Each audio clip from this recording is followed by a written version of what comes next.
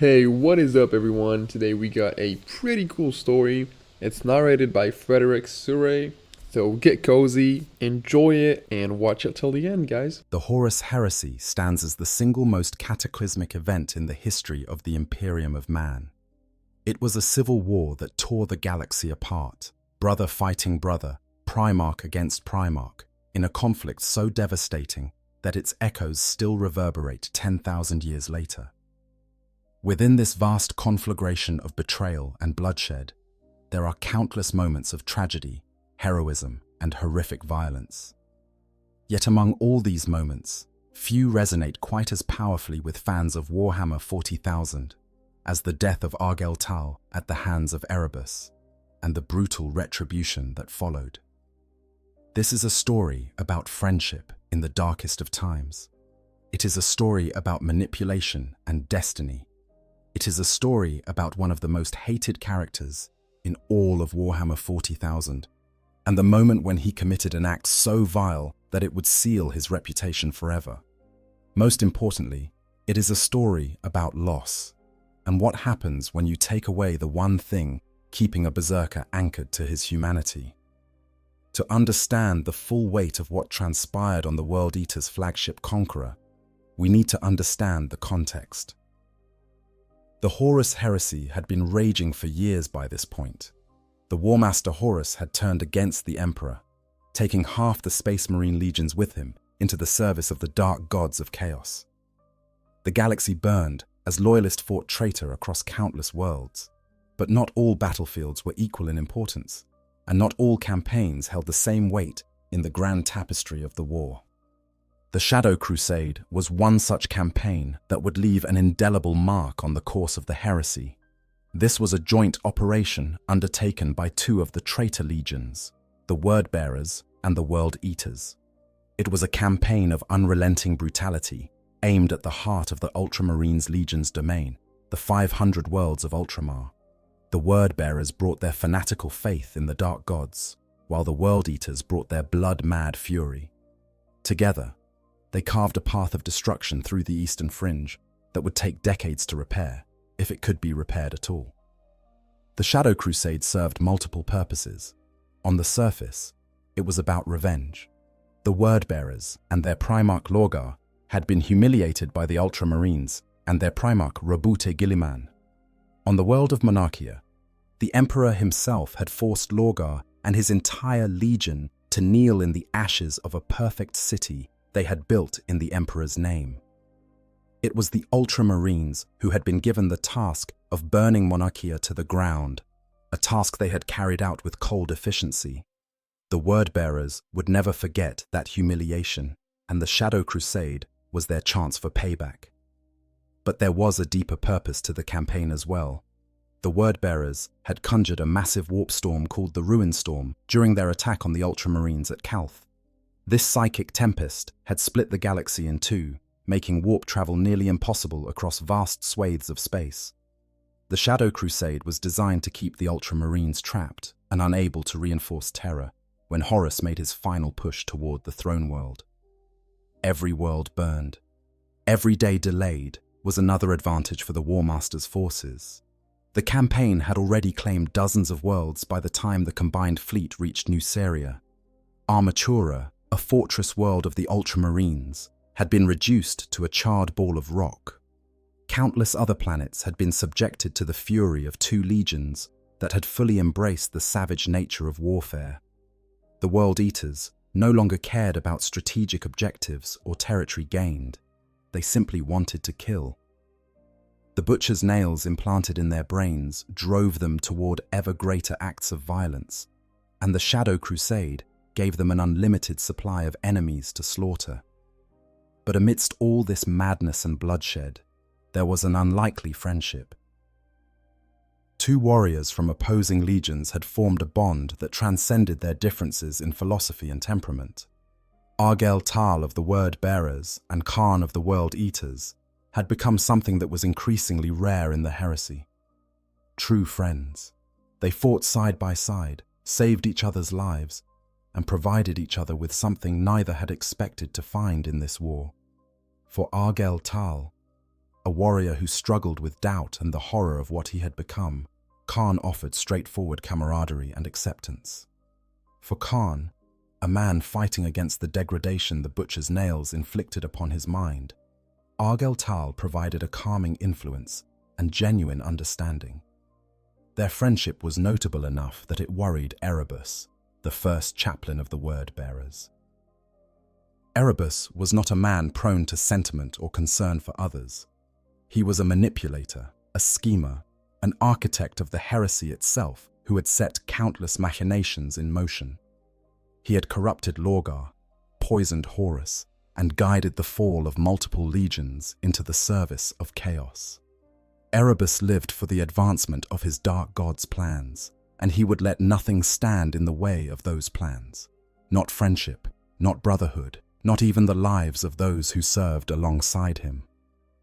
And so Erebus looked upon the friendship between Kharn and Argel and saw not brotherhood, but a threat to destiny itself.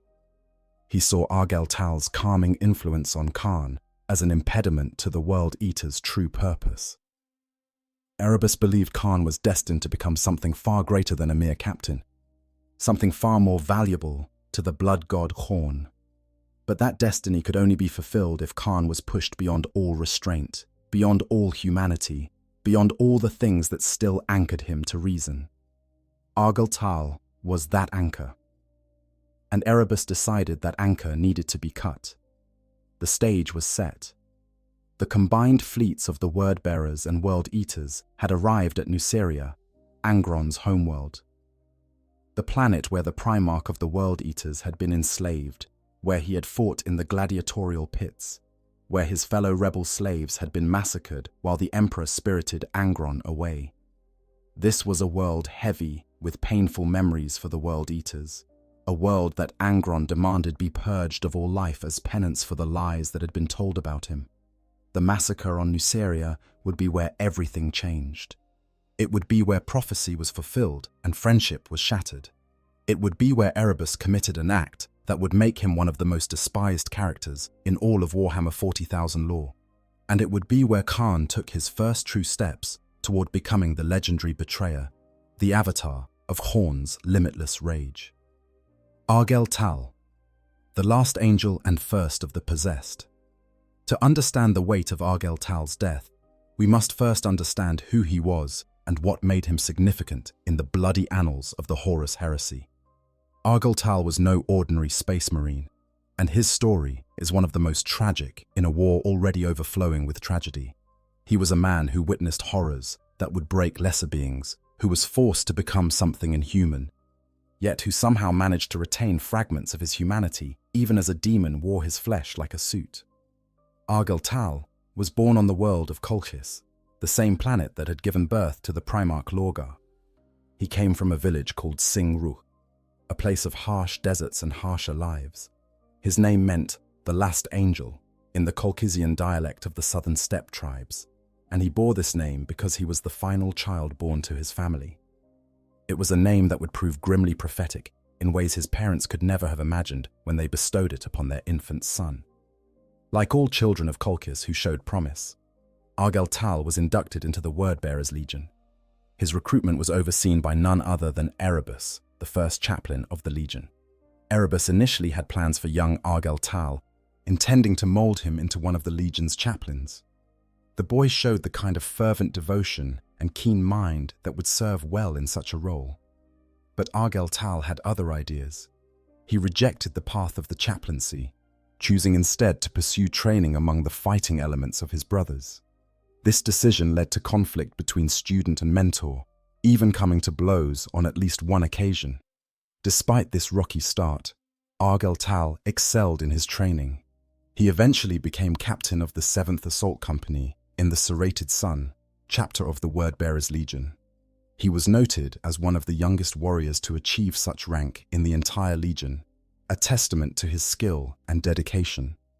He was a warrior who embodied the values of the old Word-Bearers, the Legion as it had been before the revelation of chaos. He was brave, honorable, and deeply concerned for the welfare of his brothers. These qualities would make what came next all the more horrifying. The turning point in Argel Tal's life came during what the word-bearers called the Pilgrimage of Lorgar. After the humiliation at Monarchia, Lorgar had led his legion on a quest for truth, seeking to understand the powers that truly ruled the galaxy. This quest took a portion of the word-bearers, including the serrated sun chapter, into the Eye of Terror itself. They journeyed aboard the light cruiser Orfeo's Lament, guided by an entity that called itself Ingerthal the Ascended, a demon prince who claimed to have once been a human priestess from Cadia. What happened in the Eye of Terror was something that no words can adequately describe.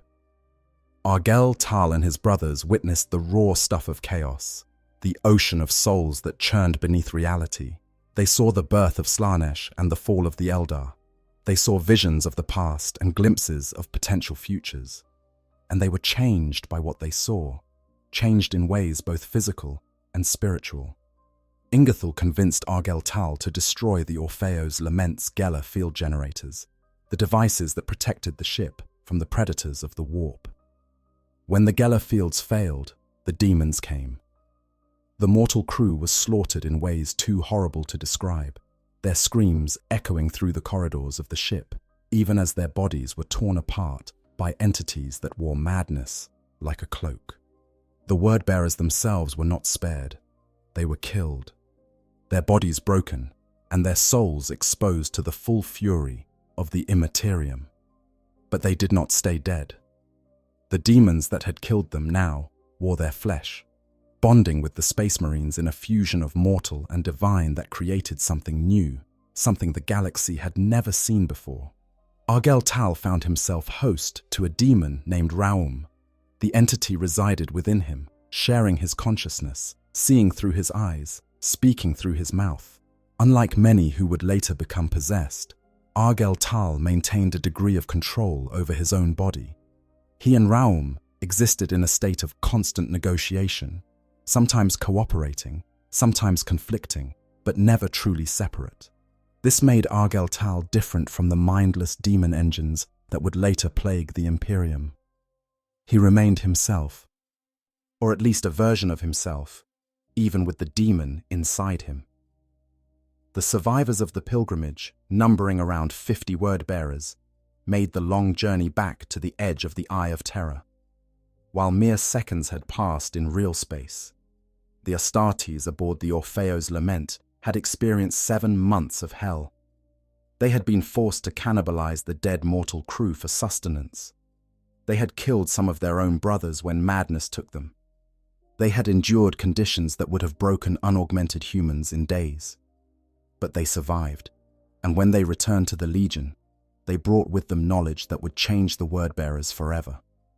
Lorgar recognized the significance of what had happened to Argel Tal and his brothers. These were not corrupted Space Marines who had lost themselves to chaos. They were something new, a fusion of human and demon that retained the best qualities of both while gaining powers far beyond those of normal Astartes. Lorgar called them the Gal Vorbak, which meant blessed sons in the Colchisian tongue. He elevated Argel Tal to be their leader, making him the captain of this elite cadre of warriors who wore crimson armor to mark their special status. The Gal Vorbak became the pride of the Word-Bearers Legion. They were the first, the prototypes for what the Legion would eventually become. Where they led, the Chaos God smiled. Argel Tal earned the title of Crimson Lord, and his reputation spread beyond the Word-Bearers to the wider Imperium. He became known as a terrifying figure on the battlefield, capable of transforming into a towering demon form that stood taller than most dreadnoughts and could tear apart enemy tanks with its bare claws. But despite his transformation, despite becoming the host for a demon, Argel Tal retained something that many who fell to chaos quickly lost: his humanity. He questioned what he had become. He doubted the path the Legion was walking. He formed genuine connections with others, most notably with Cyrene Valantian, a blind woman who had been a confessor on Monarchia before the city's destruction. Argel Tal had rescued her from the ruins and taken her under his protection, and over the years they became close companions. He also formed an unexpected friendship with Aquilon, one of the custodians assigned to watch over the word-bearers after Monarchia. The drop site massacre at Istvan V marked another turning point for Argel Tal. This was where the traitor legions revealed their true allegiance, ambushing the loyalist forces who thought they had come as allies. The Gal Vorbak fought alongside the other traitors, tearing into the Raven Guard, Salamanders, and Iron Hands with demon-fueled fury. But the battle came at a terrible cost. When Aquilon and his custodians discovered the word-bearer's betrayal, they attempted to escape and warn the Emperor. Cyrene was killed in the fighting, cut down by a custodian's blade. Most of the original Gal Vorbak died fighting Korax and the custodians. Only Argel Tal survived as the last of the original Gal Vorbak. He was devastated by Cyrene's death, visiting her tomb regularly aboard the word-bearer's ship, Fidelitas Lex.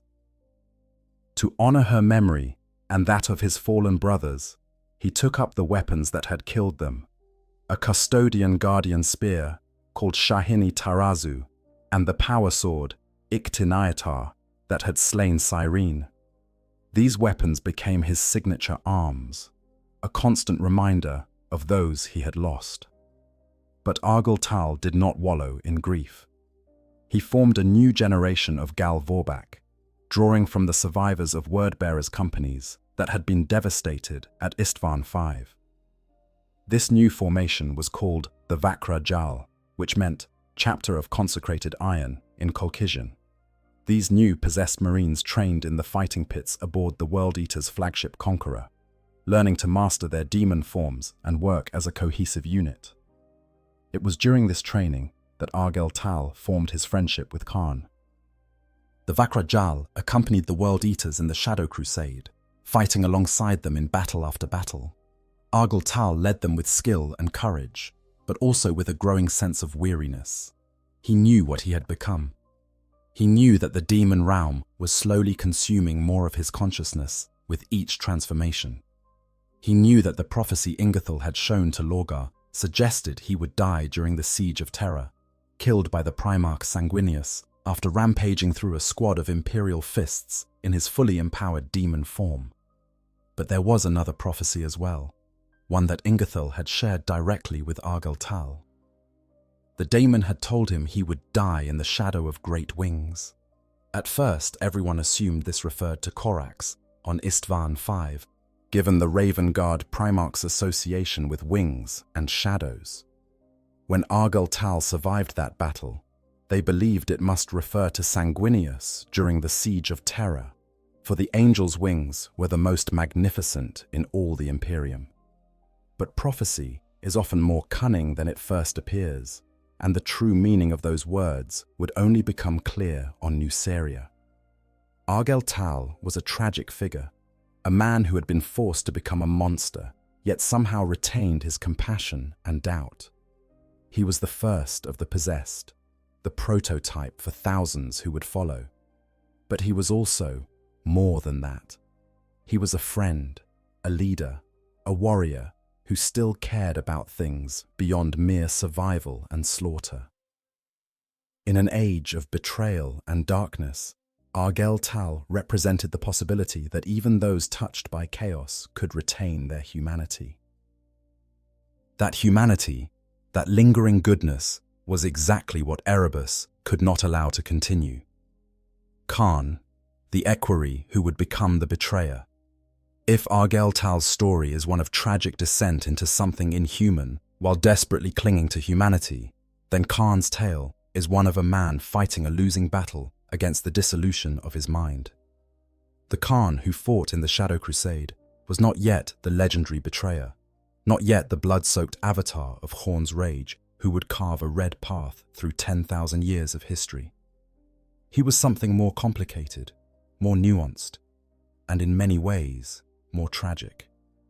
He was a man trying to hold together the shattered fragments of who he had been, even as the butcher's nails in his skull slowly drove those fragments further apart.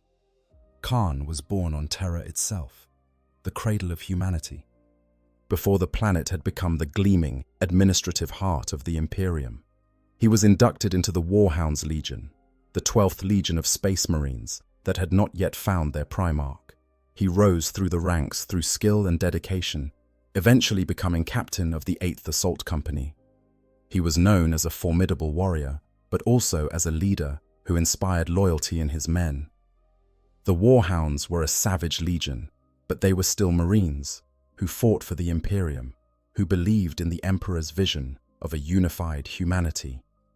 Everything changed when Angron was found. The Warhounds had rejoiced at first, as all legions did when reunited with their genetic father.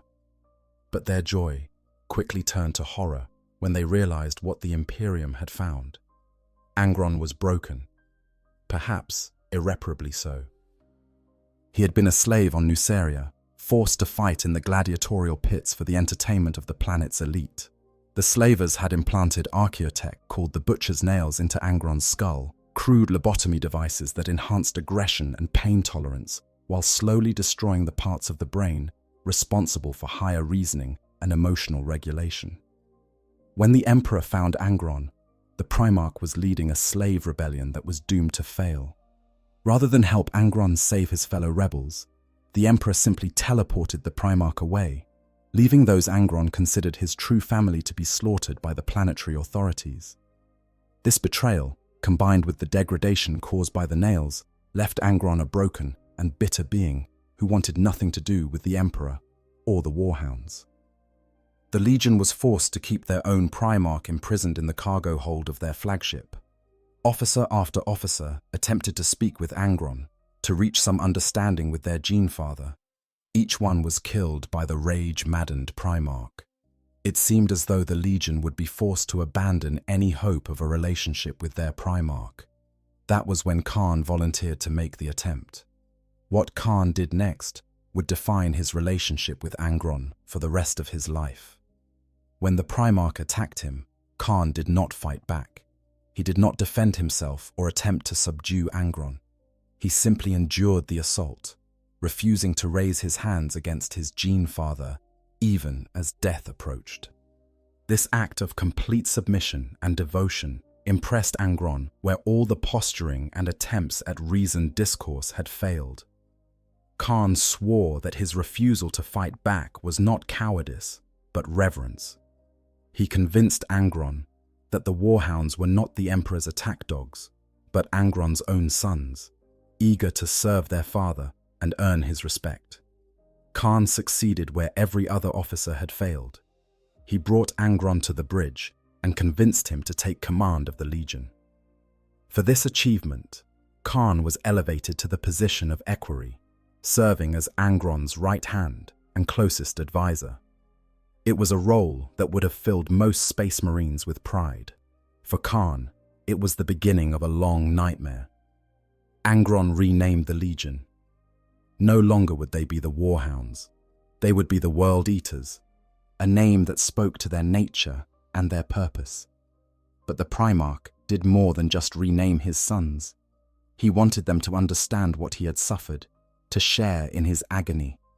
The Butcher's Nails that had been implanted in Angron's skull could be replicated after a fashion.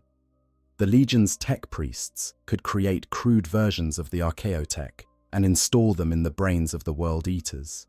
At the time, the survival rate for the procedure was 0%. Every single Space Marine who underwent the operation had died. Kharn volunteered to be the first. He knew the risks. He knew that the nails would kill him or drive him mad. But he also knew that Angron would respect nothing less than a willingness to share in his suffering.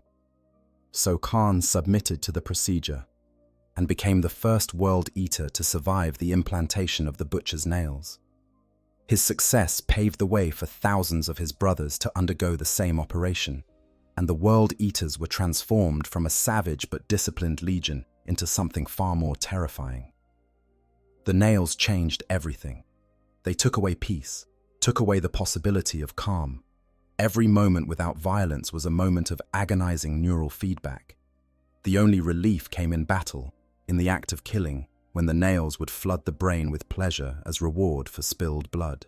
You know, I have to pause here and say something. In all my years covering Warhammer lore, this friendship between Kharn and Argel hits differently than almost any other relationship in the setting. These are two warriors who should have nothing in common. One's possessed by a literal demon, the other has Archaeotech slowly eating his brain. But they found genuine connection in the middle of the worst civil war the galaxy has ever seen. And that's what makes what Erebus did so unforgivable. He didn't kill Argel in battle, he didn't defeat him in honorable combat. He stabbed him in the back, literally just to manipulate someone else. That's why the fan base despises Erebus more than any Daemon Prince or Chaos God. He represents the worst of humanity, destroying something good purely for personal gain. Anyways, let's get back to the story. The World Eaters became addicted to slaughter, not out of moral corruption, but because it was the only way to escape the pain that defined every waking moment of their existence. But the nails also took something else away. They eroded empathy, made it difficult to form connections with others, reduced complex emotions to simple rage and hunger for violence. Many World Eaters lost themselves completely, becoming little more than frothing berserkers who could barely function outside of combat. Kharn managed to resist this fate longer than most, maintaining his position as equerry and retaining enough presence of mind to lead his brothers in battle. But it was a constant struggle, a war fought inside his own skull between the man he had been and the beast the nails were turning him into. Before the heresy, Kharn had managed to form genuine friendships with several notable warriors from other legions. He had dueled and trained with Sigismund of the Imperial Fists, Nasser Amit of the Blood Angels, and most significantly, Garviel Loken of the Lunar Wolves. These friendships were precious to Kharn, anchors that reminded him he was more than just a weapon. The fact that he could still maintain such bonds was a testament to his strength of will and his refusal to surrender entirely to the nails. When the heresy erupted, Kharn found himself on the traitor side. The World Eaters followed Horus not out of any great conviction about chaos or hatred for the Emperor, but simply because Angron ordered it, and the World Eaters followed Angron. On Istvan III, Kharn fought against loyalists from his own legion and others. It was there that he faced Garviel Loken in single combat. The duel ended badly for Kharn, with him being impaled on the dozer blade of a nearby vehicle. Everyone assumed he had died from his wounds. But Kharn did not die. He was found by apothecary Kargos, who managed to stabilize him and keep him alive long enough for proper medical attention. Kharn recovered, but the experience had changed him. He had come face to face with his own mortality and had been forced to confront the reality that the nails were slowly killing him just as surely as any enemy blade. The World Eaters as a whole were dying, their Primarch included. The nails were degrading their brains, reducing them step by step, until nothing would remain but mindless savagery. It was in this context that Kharn met Argel during the Shadow Crusade. The Word-Bearer was different from most of the warriors Kharn had encountered during the heresy. Argel was possessed by a demon, transformed into something that shouldn't exist by any sane standard. But he was still capable of conversation, still capable of humor and reflection. He didn't look at Kharn with the mixture of pity and fear that so many others did when they saw a World Eater struggling with the nails. Argel understood pain. He understood what it meant to have something inside you, eating away at your identity, turning you into something monstrous. He and Raum fought for control, just as Kharn fought the nails. This gave them common ground, a foundation upon which a genuine friendship could be built. They trained together in the fighting pits aboard the Conqueror, sparring matches where neither truly cared about winning or losing. They fought side by side in the campaigns of the Shadow Crusade, watching each other's backs and trusting each other with their lives. Most importantly, Argel could calm Kharn in ways that almost no one else could. When the nails were screaming for blood and Kharn felt his control slipping, Argel could talk him back from the edge, not through words of wisdom or philosophical discourse, but through simple presence and understanding. The Word-Bearer's friendship gave Kharn something he desperately needed, a reason to hold on to what remained of his humanity, a reminder that he was more than just the nails, more than just a berserker waiting to be unleashed. This was why their friendship troubled Erebus. The first chaplain could see what was happening. He could see Kharn maintaining control, see him resisting the full descent into Kharn's embrace. Erebus believed that Kharn was destined for greatness, destined to become the chosen champion of the blood god, second only to the demonified Angron in Kharn's favor. But that destiny required Kharn to give himself over completely to the fury and bloodlust, to abandon all restraint and become pure violence incarnate. As long as Argel lived, Kharn had a reason to resist that fate. As long as the word-bearer's calming presence remained, Kharn would continue fighting to maintain his humanity. Erebus could not allow this to continue. He had not spent decades engineering the Horus heresy, had not corrupted primarchs and twisted entire legions, only to have his plans undermined by an inconvenient friendship. The man who would become the betrayer had a friend who kept him human. Erebus decided that friend had to die, and on Nuceria, in the shadow of an Imperator Titan, he would make that decision into reality. The brotherhood between opposing legions. The friendship between Kharn and Argel was remarkable, not just for its depth, but for the fact that it existed at all. These were warriors from two very different legions, with two very different philosophies and approaches to warfare. The word-bearers were zealots, true believers in the power and divinity of the Chaos gods. They fought with the fervor of religious fanatics, viewing every battle as a holy war against the false god-emperor and his blind followers. The World-Eaters, by contrast, cared nothing for theology or higher purpose.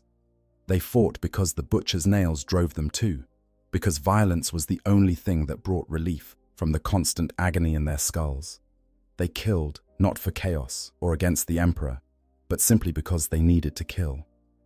On the surface, these seemed like warriors who would have little in common.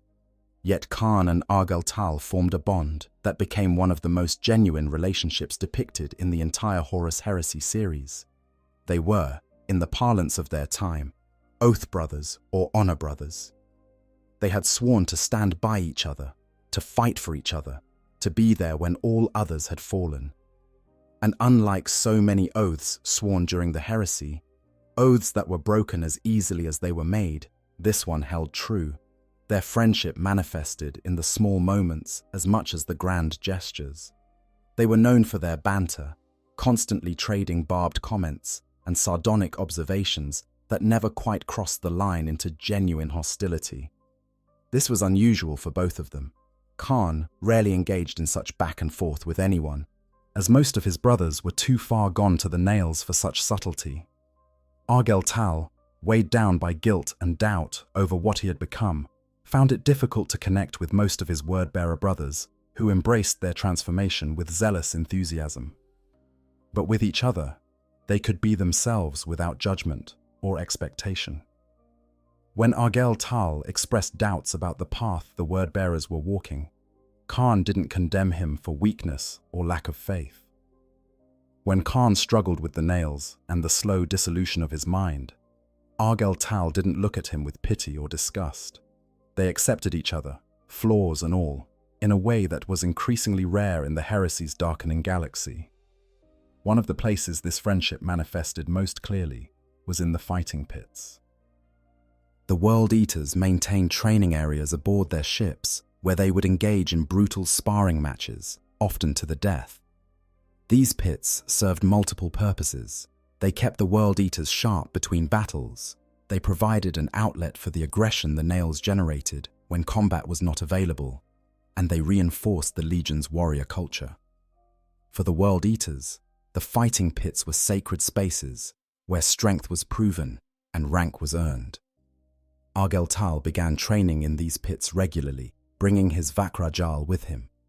The possessed word-bearers needed to learn how to fight in their demon forms, how to coordinate with each other, how to unleash their full power without losing control entirely.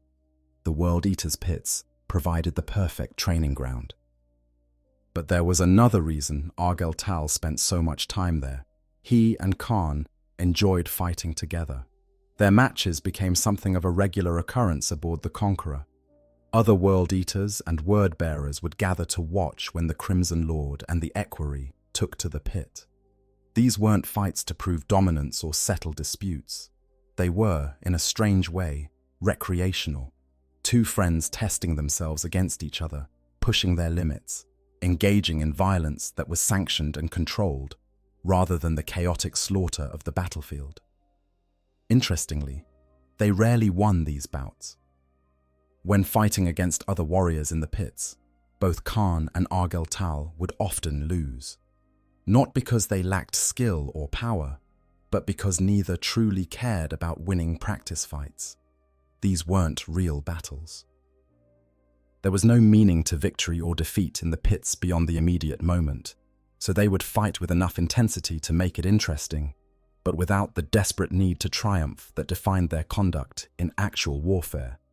Their opponents, by contrast, often fought with everything they had, eager to prove themselves against two of the most renowned warriors in the Shadow Crusade. This attitude baffled many of their respective Legion brothers. World Eaters couldn't understand why Kharn, the Equerry of Angron himself, wouldn't dominate every fight in the pits. Word-bearers couldn't fathom why Argel, the Crimson Lord of the Gal Vorbak, would allow himself to be beaten in what amounted to training exercises. But Kharn and Argel understood something their brothers did not: the value of fighting alongside someone you trusted, rather than constantly having to prove your superiority. On the battlefield, their partnership was formidable. Argel's possessed form could transform into a massive demon creature that towered over most combatants. In this state, he possessed strength that exceeded even that of a space marine in Terminator armor, speed that shouldn't have been possible for something of his size, and regenerative capabilities that made him incredibly difficult to kill. Kharn, for his part, was a whirlwind of violence who had elevated close-quarters combat to an art form. His skills with chain weapons and his absolute fearlessness made him deadly to friend and foe alike when the nails took full control. Together, they covered each other's weaknesses. Argel's transformations were powerful, but sometimes left him momentarily vulnerable as flesh shifted and bones reformed. Kharn would position himself to defend his friend during these transitions. When Kharn lost himself to the nails and began attacking anything that moved, Argel could often pull him back, could remind him who his enemies actually were. They saved each other's lives multiple times across the campaigns of the Shadow Crusade. But perhaps more important than their effectiveness in battle was what they represented to each other on a personal level. For Argel, Kharn was proof that honor and loyalty could still exist, even in the depths of treachery and corruption. The World Eater's straightforward nature, his lack of guile or manipulation, was refreshing in a war where everyone seemed to have hidden agendas and secret purposes. Kharn was simply himself, a warrior trying to make the best of an impossible situation, fighting to maintain some shred of identity in the face of the nail's slow destruction of his mind. For Kharn, Argel provided something even more valuable: hope. The Crimson Lord was living proof that transformation didn't have to mean losing yourself entirely. Despite being possessed by a demon, despite having become something that shouldn't exist, Argel still retained his personality, his memories, his capacity for friendship and doubt. If a possessed space marine could remain himself, then perhaps Kharn could maintain his own identity despite the nails. Perhaps the slow slide into mindless savagery wasn't inevitable after all. Their friendship also served a practical purpose for both legions. The Shadow Crusade required the Word-bearers and World Eaters to work together closely, sometimes for months or even years at a time. These were two very different military organizations, with different tactical doctrines, different leadership structures, and different motivations for fighting. Conflicts and misunderstandings were inevitable.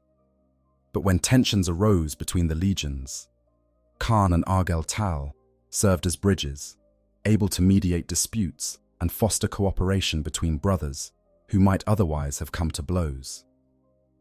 Lorgar, the Primarch of the Word-bearers, recognized the value of this friendship. He saw how Argel Tal's presence helped keep Kharn stable, which in turn helped prevent the World Eaters from devolving into complete chaos. A World Eaters Legion that retained some vestige of discipline and coordination was far more useful than one that simply rampaged without direction. Lorgar encouraged the friendship, even going so far as to second Argel Tal to the World Eaters for temporary duty on multiple occasions. Angron, however, viewed the friendship with something closer to contempt. The Primarch of the World Eaters had long since abandoned any pretense of caring about things like friendship or loyalty. To him, Kharn's attachment to Argel Tal was a weakness, a sentimental indulgence that had no place in warriors dedicated to Khorne. On at least one occasion, Angron deliberately goaded Argel Tal, insulting the memory of Siren Valantian in an attempt to provoke the Crimson Lord into attacking him. The Primarch wanted to see if Argel Tal valued his friendship with Kharn more than his own pride and anger. Erebus, watching all of this unfold, came to a different conclusion than either Primarch. He saw the friendship between Kharn and Argel Tal not as useful or contemptible, but as dangerous to his long-term plans. The first chaplain had spent decades manipulating events to ensure that the traitor legions would be properly corrupted, properly dedicated to the service of the Chaos Gods. Each legion needed to find its proper patron among the ruinous powers. The word-bearers would serve Chaos undivided, spreading worship of all four gods. The World Eaters were clearly destined for Khorne, the blood god who valued martial prowess and endless slaughter above all else. But for the World Eaters to truly embrace Khorne, they needed to abandon everything except the eternal hunger for blood. They needed to become mindless engines of slaughter, caring nothing for tactics or strategy or anything beyond the immediate act of killing. Kharn was meant to lead them into this glorious degradation, to become the exemplar of what a servant of Khorne should be. Yet as long as Argel Tal lived, Kharn had a reason to resist that fate.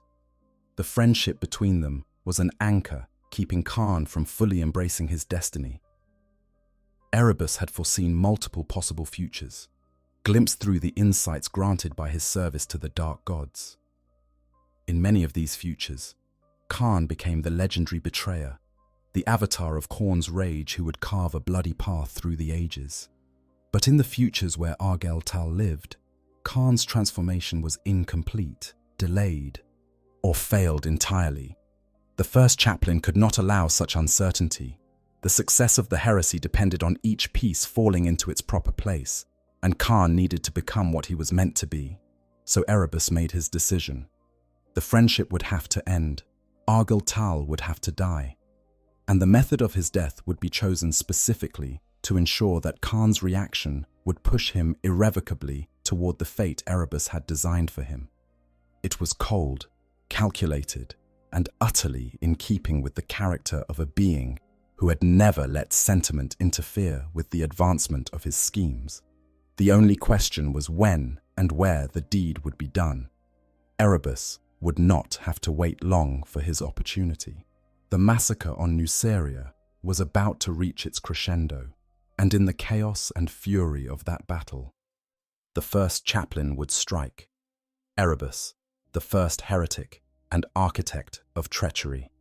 To understand why Erebus killed Argel Tal requires understanding who Erebus was and what motivated his actions. In a galaxy filled with villains and traitors, with demon princes and corrupted primarchs, Erebus stands out as perhaps the single most reviled character in all of Warhammer 40,000 lore. This is not because he is the most powerful, not because he has killed the most people, but because of the nature of his villainy. Erebus is not a warrior who has lost himself to rage or a scholar who has been corrupted by forbidden knowledge. He is something far worse, a conscious, deliberate evil who chose treachery with full knowledge of what he was doing. The being who calls himself Erebus was not always so named. As a child on Colchis, he was born to common parents, a boy of no particular distinction or promise. But even from his youngest years, He demonstrated a talent for manipulation and deceit. He found joy in testing limits, in seeing how far he could push others before they broke. This wasn't the casual cruelty of a child who doesn't know better. It was calculated, deliberate, a dark satisfaction derived from the suffering and confusion of others. His parents scolded him constantly, comparing him unfavorably to another child in their village, a pious, studious boy named Erebus, who seemed to embody everything they wished their own son would be. This comparison grated on the nameless boy, festering in his mind like an infected wound. He came to hate this other Erebus, not out of genuine malice, but simply because the boy stood as a living rebuke to his own nature. So one night, the nameless boy took a garrote and strangled the real Erebus, then replicated the dead boy's facial tattoos on his own face. When asked about his transformation, he simply claimed to be trying harder to live up to his parents' expectations. The murder was never discovered, and the nameless boy became Erebus, wearing the identity like a mask. This act of calculated murder and identity theft at such a young age spoke to something fundamentally wrong with Erebus's soul. He was not driven by the same impulses that motivated other villains. He had no great anger, no burning desire for power, no tragic backstory that explained his evil. He simply was what he was, a being who found satisfaction in deception and manipulation, who viewed other people as pieces on a game board to be moved and sacrificed as necessary. When the word-bearers came to Colchis, the false Erebus was recruited into the Legion. He excelled in his training, not through superior physical prowess, but through understanding how to navigate the social and political structures of the Legion. He knew how to appear pious, how to say the right words at the right time, how to position himself to advance, while making it seem as though he was simply serving faithfully.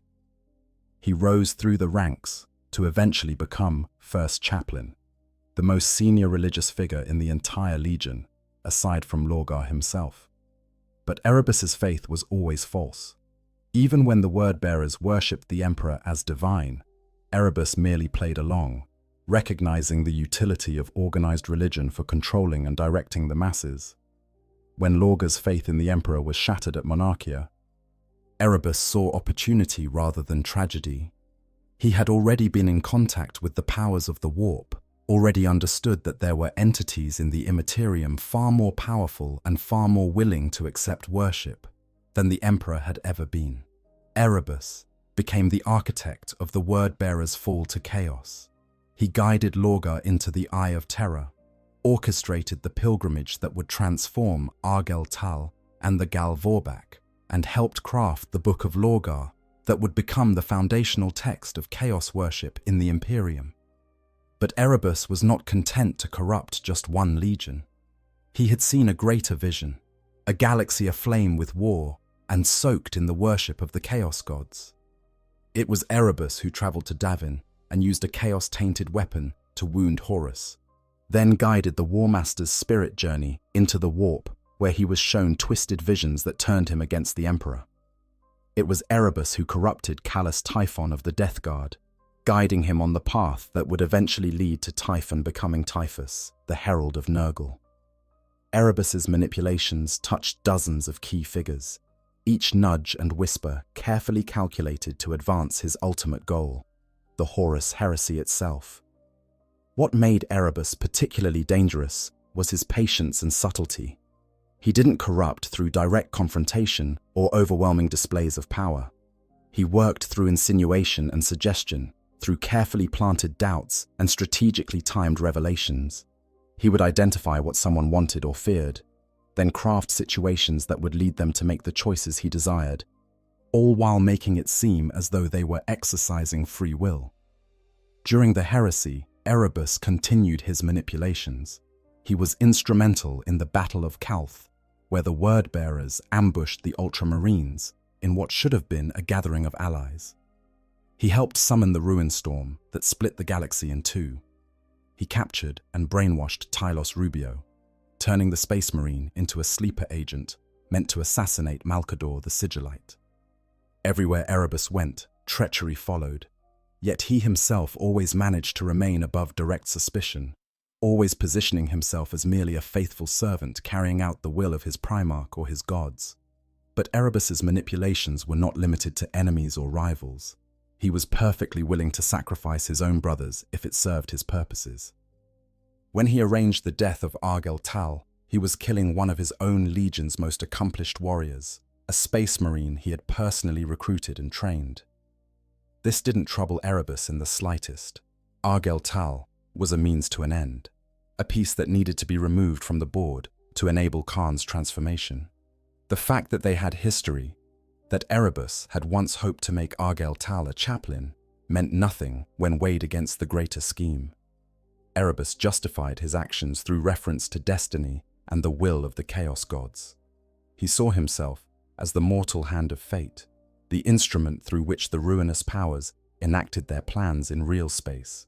He called himself Destiny's Hand and the Hand of Fate, titles that reflected his belief that he was not merely serving chaos, but was essential to its triumph.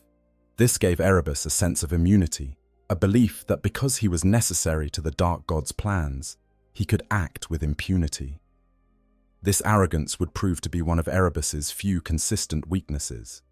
He was so convinced of his own importance and untouchability that he often failed to account for the emotional responses of others. He understood manipulation and long-term planning, but he had a blind spot when it came to the immediate, visceral reactions people might have to his actions. This blind spot would nearly get him killed on Nuceria. What's particularly notable about Erebus, in the context of Warhammer 40,000 lore, is how thoroughly he is hated by the fanbase. In a setting filled with genocidal tyrants, demon princes, and world-destroying powers, it is a mortal human-turned space marine who earns the most concentrated hatred. This is because Erebus represents something more personally offensive than apocalyptic threat. He is the petty betrayer, the backstabber, the one who ruins genuine things out of cold calculation. His murder of Argel Tal, killing a friend and brother-in-arms to advance his schemes, crystallized everything loathsome about his character. In the Shadow Crusade, Erebus had largely remained in the background, pulling strings while others fought openly. He had briefly resurrected Siren Valantion, bringing her back from death in an attempt to earn Argel Tal's trust and gratitude. When this manipulation failed to produce the desired results, Erebus simply moved to his backup plan, removing Argel Tal entirely. The first chaplain had seen the potential futures, had witnessed the paths that would lead to victory and those that would lead to failure. And in all the successful paths, all the futures where chaos triumphed completely, Argel Tal died on Nuceria, and Kharn's transformation into the betrayer accelerated. So as the combined forces of the Word-Bearers and World-Eaters fought the Ultramarines in the ruins of Nuceria's cities, as Angron and Lorgar jeweled Gilliman beneath the shadow of Imperator Titans, Erebus positioned himself for the strike that would change everything. He had his athame ready, the ritual dagger that could cut through ceramite and flesh with equal ease. He had chosen his moment carefully, waiting for the chaos of battle to provide cover for his deed. Erebus didn't see Argel Tal as a person. He saw him as an obstacle, a complication that needed to be removed. The first chaplain felt no guilt about what he was about to do, no hesitation or second thoughts. He had moved far beyond such sentimental concerns. To Erebus, the death of Argel Tal was simply another necessary step in the grand design, no more significant than any other calculation in his endless schemes. He did not, however, fully account for how Kharn would react. Erebus understood that the World Eater would be angry, that the loss of his friend would push him toward greater violence. That was, after all, the entire point. But Erebus failed to anticipate the depth and focus of that rage, failed to understand that Kharn's fury would not be the unfocused berserker rage of the Nails, but something far more personal and far more dangerous. Cold, deliberate, righteous anger at a betrayal so foul it demanded immediate retribution. The Shadow Crusade. Fire and blood. Across Ultramar. The Shadow Crusade was a campaign of unparalleled brutality, even by the standards of the Horus Heresy. It was a joint operation between two of the most savage traitor legions, undertaken with the explicit goal of preventing Roboute Guilliman and his Ultramarines from reinforcing terror during Horus's final assault.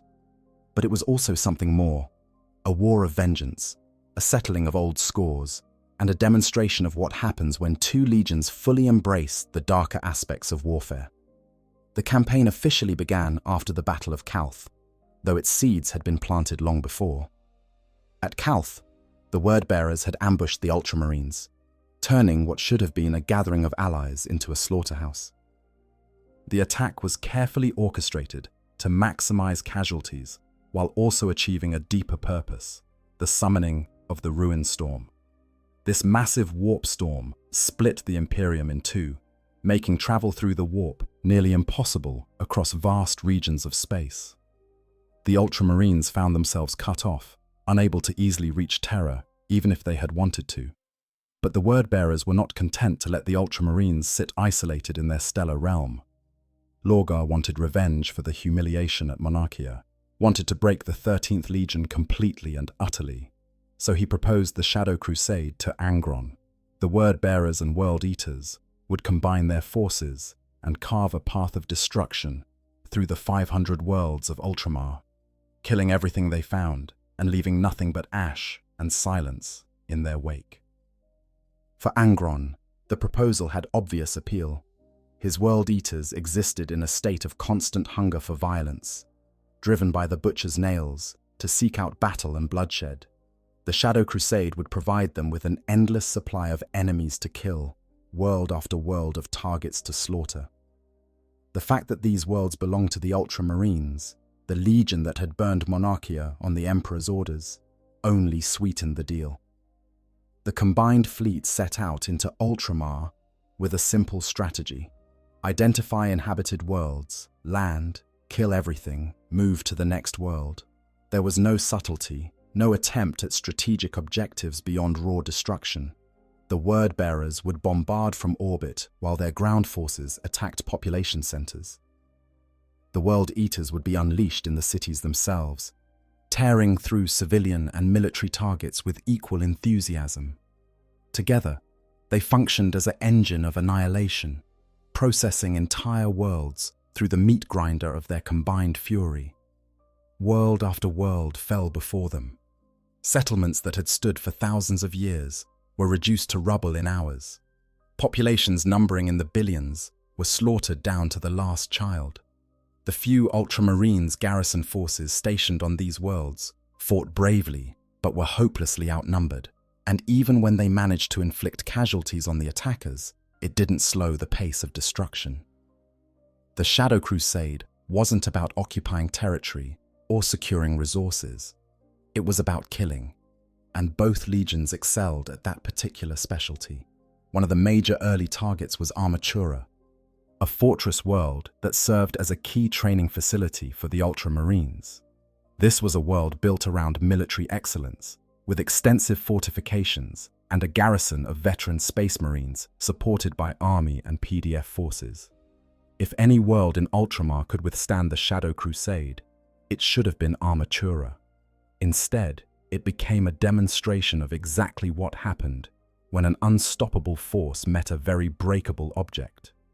The battle for Armatura raged for weeks. The World-Eaters crashed against the planet's defenses like waves against a seawall, accepting horrific casualties in exchange for forward momentum. The Butcher's nails drove them into suicidal charges that no sane military force would attempt. The word-bearers provided supporting fire and deployed their demon-possessed shock troops.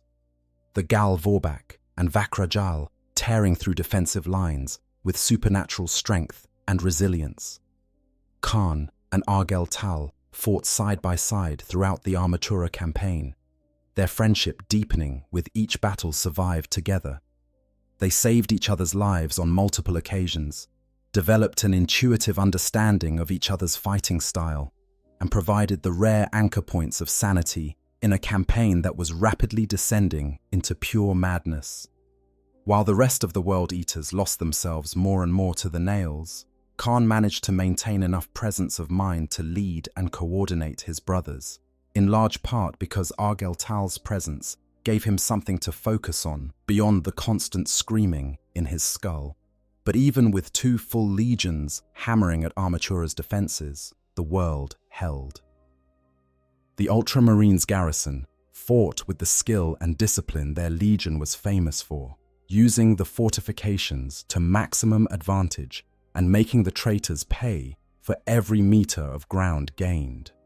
It looked, for a time, as though Armatura might actually survive the siege, might hold out long enough for reinforcements to arrive, or for the attackers to lose interest and move on. That was when Lorgar and Angron made their decision. The Primarchs themselves would join the battle, bringing their superhuman might to bear against Armatura's defenders. When demigods descend to the battlefield, the rules change. Lorgar could deflect weapons fire that would have obliterated tanks, could manipulate the warp itself to tear apart fortifications. Angron was a living engine of destruction, capable of ripping through ceramite armor as though it were paper, his already formidable strength enhanced by the berserker fury the nails generated. With the Primarch's involvement, Armatura's fate was sealed.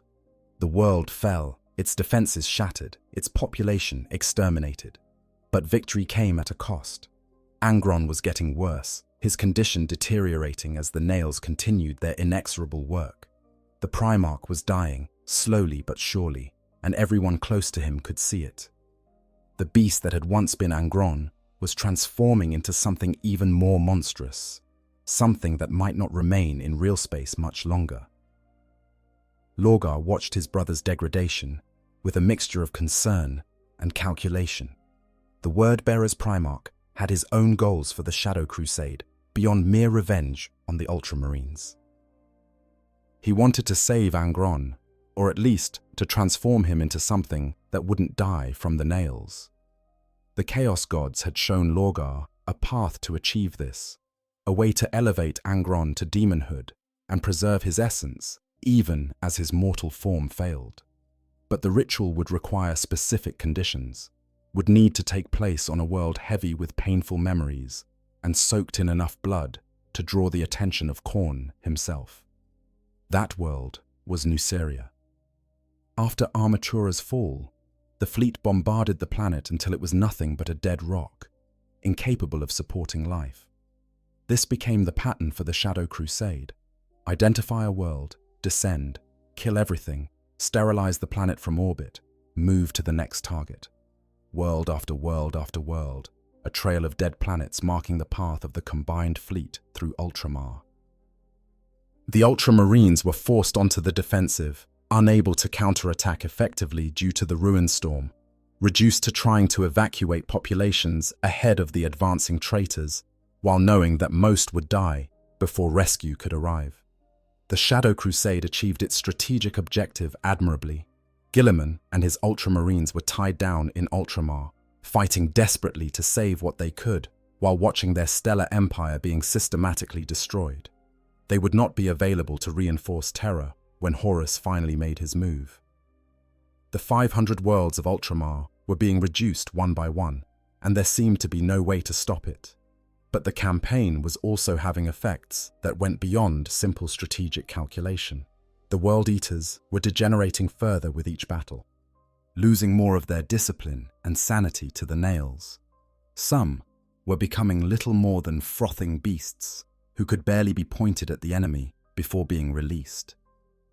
The Word-Bearers, meanwhile, were becoming more deeply steeped in chaos worship, their rituals growing darker and more elaborate, their possessed Marines making up a larger percentage of their combat forces. The relationship between the two legions was also growing strained. The World Eaters resented having to coordinate with anyone, viewing the Word-Bearers' more methodical approach to warfare as cowardice or weakness. The Word-Bearers looked down on the World Eaters as barely controlled animals, useful for their fury, but fundamentally lacking in vision or purpose. Only the relationships between individual warriors, friendships like the one between Kharn and Argel Tal, kept the alliance from fracturing completely. As the Shadow Crusade ground onward, consuming world after world, Erebus watched and calculated. He saw how Argel Tal's presence stabilized Kharn, prevented the World Eater from descending completely into the fury that would claim so many of his brothers. He saw how their friendship represented a resistance to the full corruption that was supposed to be inevitable. And he saw the opportunity that Nuceria would present, when emotions would be running high and attention would be focused elsewhere. The next stage of the Shadow Crusade would take them to Angron's homeworld, a place heavy with painful memories and unfinished business. It would be there, in the ruins of the cities where Angron had been enslaved, that Erebus would make his move. The first chaplain had already selected his moment, already visualized exactly how it would happen. All he needed was for the pieces to fall into place. The galaxy burned, and in that burning, Erebus saw opportunity. The Shadow Crusade would continue until it achieved its purpose, or until something stopped it. But one way or another, when the fleet departed Nuceria, Argel Tal would not be leaving with them. His prophecy would be fulfilled, his death would catalyze Kharn's transformation, and Erebus's vision of the future would take one more step toward reality. Nuceria, return to a world of pain. Nuceria was more than just another target in the Shadow Crusade's path of destruction. It was the homeworld of Angron, the place where he had been forged into the broken demigod who now led the World Eaters. Everything about Nuceria was designed to remind Angron of his worst memories. The gladiatorial pits where he had been forced to fight and kill for the entertainment of others. The cities where his former masters had grown rich off his suffering. The battlefield where his fellow rebel slaves had been slaughtered while the Emperor spirited him away to safety he had never asked for. The planet's approach sparked something in Angron that went beyond even his normal rage. For most of the Shadow Crusade, the Primarch had been a force of nature, destroying whatever was placed in front of him without particular malice or specific focus. But Nuceria was different. Here, Angron had specific grudges to settle, specific people to punish, specific lies to correct.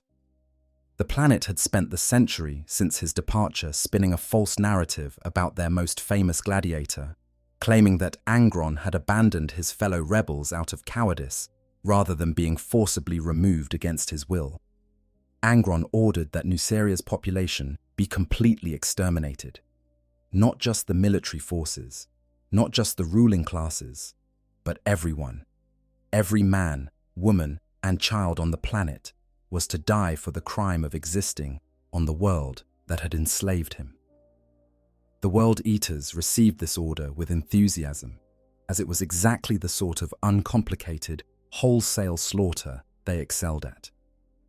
The word-bearers, while perhaps less excited about the moral implications, recognized the strategic value of thoroughly breaking Angron's connection to his past. The combined fleet arrived in the Nuceria system and immediately began their assault. But unlike previous worlds in the Shadow Crusade, here the traitors faced minimal initial resistance. Nuceria was not a fortress world like Armatura. It had some planetary defense forces, some orbital installations, but nothing that could seriously threaten 2 full legions. The first days of the massacre proceeded with brutal efficiency, as the invaders landed and began systematically destroying population centers. Angron personally led many of these attacks, seeking out the specific locations from his past. He went to Deshea, the capital city where his former masters had lived, in luxury, off the blood he had spilled in the pits. He learned of the lies they had told, how they had rewritten history to paint him as a coward who had fled while his comrades died. The revelation only fueled his already apocalyptic rage.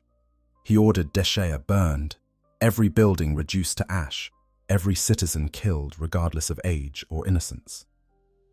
Kharn accompanied Angron through much of this, serving as he had always served, the loyal equerry, trying to channel his Primarch's fury into something approaching tactical coherence, trying to prevent the complete descent into mindless slaughter that the Nails were pushing them all toward.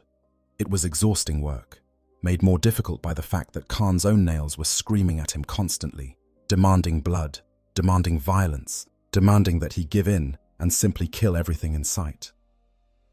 Argel Tal and his Vakrajal fought alongside the World Eaters during the Nuceria campaign. The possessed word-bearers had become close with many of the 12th Legion's warriors during their time training in the fighting pits aboard the Conqueror. They understood the World Eaters better than most, recognized the tragedy of warriors being slowly consumed by the machines in their heads, and did what they could to help maintain some vestige of order, even as the massacre spiraled into ever greater brutality. The relationship between Kharn and Argel Tal remained strong throughout the early phases of the Nuceria campaign. They fought side by side as they had on so many previous worlds, covering each other in battle, sharing the rare, quiet moments between engagements. But there was a tension now that hadn't been there before. Kharn could feel the nails getting worse, feel his control slipping bit by bit. Argel Tal, for his part, was wrestling with growing doubts about where this all led, what it meant that they were exterminating entire planetary populations without even the pretense of military necessity. Erebus watched all of this unfold with the calculating detachment of a master strategist, observing pieces moving on a game board. He had returned from Calth specifically for this phase of the Shadow Crusade, knowing that Nuceria would be where everything came together. The first chaplain could sense the warp energies gathering around Angron, could feel the attention of Khorne turning toward this particular battle. Everything was falling into place for the ritual that would transform Angron into a demon prince. All that remained was to ensure that Kharn's role in the grand design was not derailed by inconvenient friendship. 6 days into the massacre, when only the city of Mirhor remained standing, the situation changed dramatically. A ragtag armada of Ultramarines vessels emerged at the system's edge. These were survivors from other battles in the Shadow Crusade, forces that had managed to consolidate and track down the traitor fleet. At their head was Robut Guilliman himself, the Primarch of the 13th Legion, coming to stop the slaughter and defend his homeworld's neighboring systems. The arrival of the Ultramarines transformed the nature of the battle. What had been a one-sided massacre now became a genuine military engagement. The traitors had to deal with the loyalist drop pods raining from the sky, with Ultramarines' tactical squads establishing strong points in the ruins of Nuceria's cities, with coordinated counterattacks aimed at disrupting the extermination operation. Most significantly, the Ultramarines brought with them Titans from Legio Oberon, including an Imperator-class super-heavy Titan called the Corinthian. The Corinthian was a walking fortress, a god machine that stood taller than most buildings and carried weaponry capable of leveling city blocks. Its plasma annihilator could reduce armored targets to superheated vapor. Its void shields could absorb punishment that would obliterate entire companies of infantry. When it deployed to Mirhor, the last standing city on Nuceria, it represented a serious threat even to the Primarchs themselves. Lorgar and Angron found themselves forced to confront Guilliman in what became one of the most significant duels of the heresy. 3 Primarchs locked in combat while their legions battled around them, each trying to kill their brother while also defending against the others. It was during this battle that Argel Tal fought desperately to keep Kharn alive, to protect his friend from the Ultramarines' forces that threatened to overwhelm the World Eater's position. The battle reached a fever pitch as the Corinthian moved to crush Lorgar beneath its massive feet. The Wordbearer's Primarch had already been brought low by plasma fire, his body horrifically burned, his consciousness barely clinging to the mortal plane. It looked as though Guilliman's gambit would succeed, as though one of the traitor Primarchs would fall here on Nuceria. But Angron, who had just emerged from beneath collapsed rubble, intervened at the last possible moment. The sight of Angron catching and holding the foot of an Imperator Titan was one that would be seared into the memories of everyone who witnessed it. The Primarch of the World Eaters, the broken gladiator, the slave who had been denied his death alongside his comrades, demonstrated strength that defied mortal comprehension. He held the Corinthian's foot in place, preventing it from crushing Lorgar. his muscles straining against the weight of a god machine. It was in that moment, beneath the shadow of the Corinthian with its massive imperial Aquila emblem, that Erebus saw his opportunity. The attention of everyone on the battlefield was focused on the Primarchs, on the titanic clash happening before them. Marines from both sides were engaged in their own desperate struggles, fighting and dying in the shadows of their gene-fathers. In all that chaos and violence, who would notice one more death among so many? Erebus moved through the battlefield with the practiced ease of someone who had spent decades manipulating events from the shadows. He positioned himself near where Argel was fighting, watching the Crimson Lord as he struggled to keep Kharn alive, as he used his possessed form to shield his friend from enemy fire. Erebus held his Athami ready, the ritual dagger that had been instrumental in so many of his schemes. He had used this weapon to wound Horus on Davin, beginning the War Master's corruption. Now he would use it to end Argel and complete Kharn's transformation. The first chaplain waited for his moment with infinite patience. He was not a frontline warrior like Argel, not a berserker like Kharn. He was a killer of a different sort, one who struck from shadows and angles, who turned trust into vulnerability. And when the moment came, when Argel's attention was fully focused on the threats in front of him, when the Crimson Lord had his back turned to a word-bearer he had every reason to believe was an ally, Erebus struck. The Athame slid between ceramite plates with practiced ease, finding the gap in Argel's armor, punching through the possessed flesh beneath.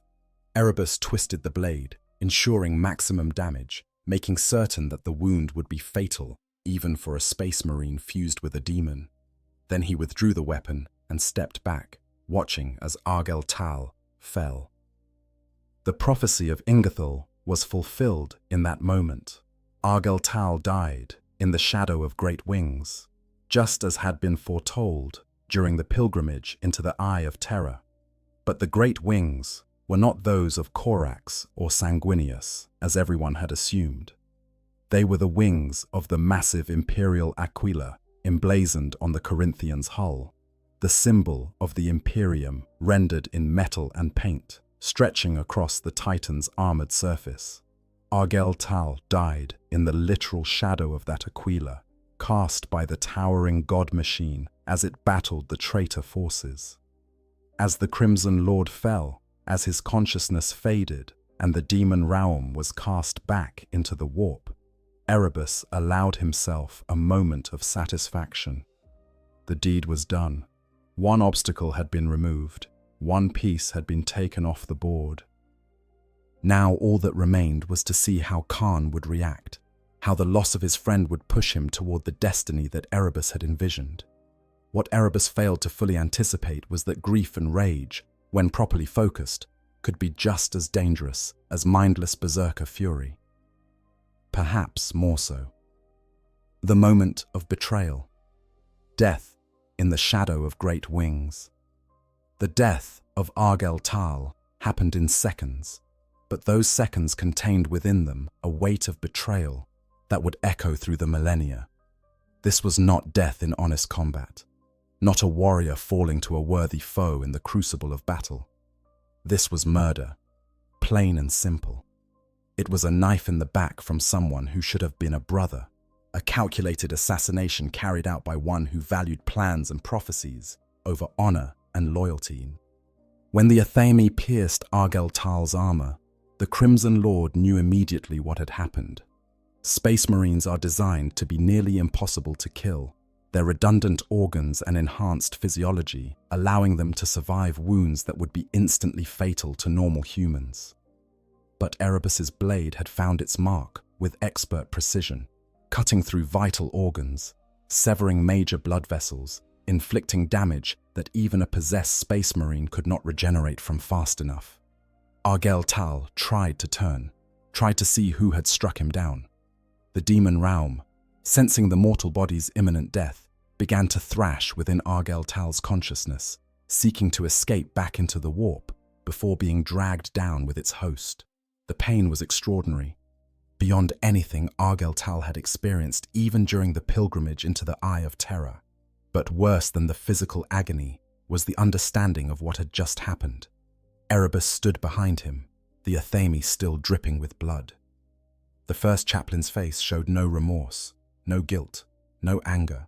He simply looked at Argel with the cold assessment of someone observing the results of an experiment. When Argel managed to form words, they came out as a wet rasp through lungs filling with blood.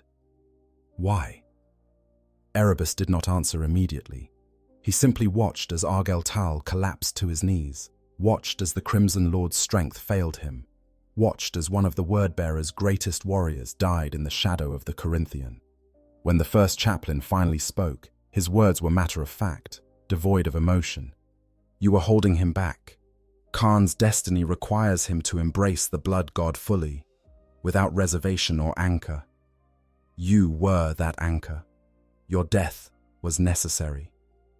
Argel's vision was already fading, his consciousness fragmenting, as Raum abandoned the dying host.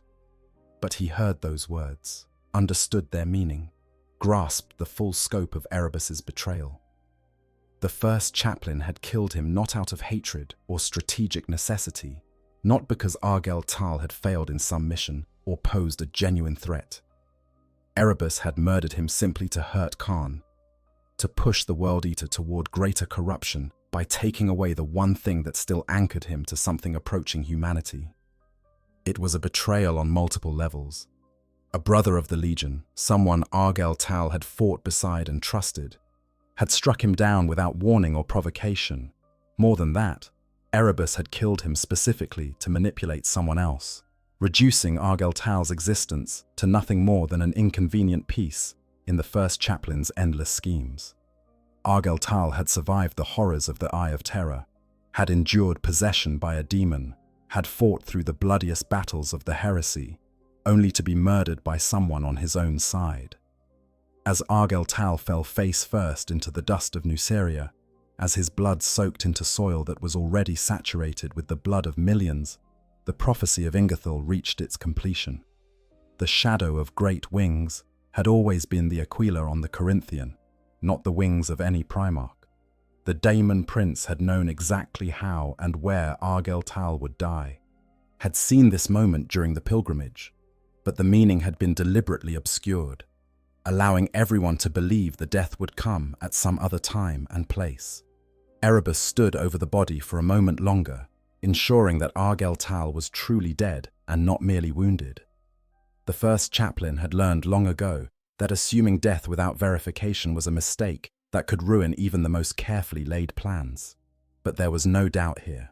Argel's heart had stopped beating, his consciousness had fled, and the demon realm was already screaming its way back through the Imperium toward whatever corner of the warp it called home. The Crimson Lord of the Gal Vorbak was dead, killed by treachery, dying alone in the dirt while the battle raged around him. Erebus cleaned his athame on a cloth taken from his belt, wiping away Argel's blood with the same casual care he might give to cleaning dust from his armor. The weapon was too valuable to leave contaminated, too useful in his ongoing schemes to allow any lingering connection to this particular death. Once the blade was clean, Erebus returned it to its sheath and began moving away from the body, intending to lose himself in the chaos of battle before anyone could connect him to the murder. But he had not moved far when he heard a voice behind him. It was not the mechanical rasp of a Space Marine's Vox amplifier, not the psychically resonant tones of a Primarch. It was something quieter, more dangerous, the voice of a man speaking with absolute certainty and absolute rage. You killed him. Erebus turned to find Kharn standing there. The World Eater's armor was scorched and dented from the battle, his chain axe gore child hanging from one hand, gore still dripping from its teeth. But it was Kharn's eyes that drew attention, visible through the lenses of his helmet. They were not the wild, bloodshot eyes of a space marine lost to the nails. They were clear, focused, and filled with a cold fury that was somehow more terrifying than any berserk rage could have been. For perhaps the first time in decades, Erebus felt something approaching genuine fear. He had expected anger from Kharn, had anticipated rage and grief. but he had expected it to be the undirected fury of a world eater, rage that could be weathered or escaped from until it burned itself out. This was something different. This was a man who had just lost the only friend he had left in the galaxy, and who had found the person responsible for that loss. Erebus attempted to salvage the situation, to spin the murder into something that could be justified or explained away.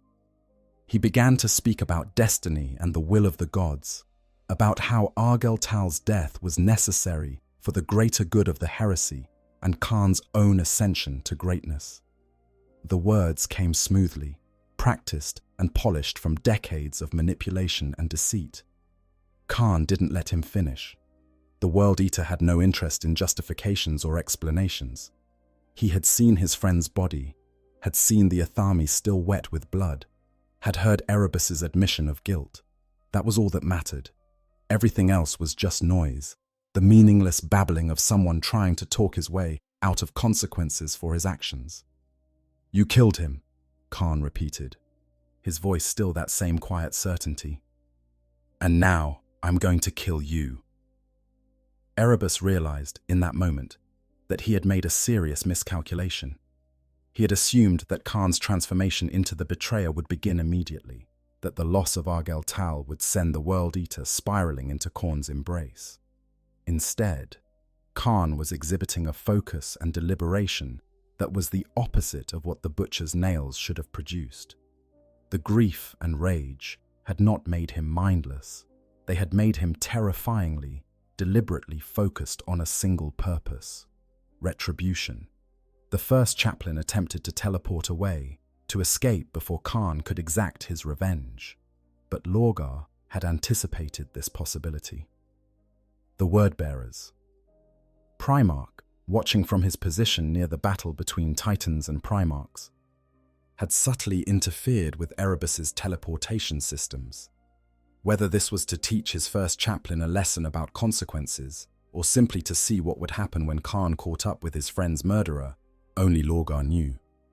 What was certain was that Erebus's escape route had been cut off. He was trapped, alone, facing an opponent who wanted him dead more than anything in the galaxy. And unlike every other time Erebus had found himself in danger, this time his manipulations and schemes could not save him. Words would not work on Kharn. Threats would not work. There was no angle, no hidden leverage, no way to talk or think or scheme his way out of what was about to happen. For the first time in his long life, Erebus was going to face direct consequences for his actions, and those consequences were going to be delivered by a friend of the man he had murdered, a friend who was done talking and ready to act. Kharn's fury, the duel in the fighting pits. The confrontation between Kharn and Erebus did not happen immediately on the battlefield of Nuceria.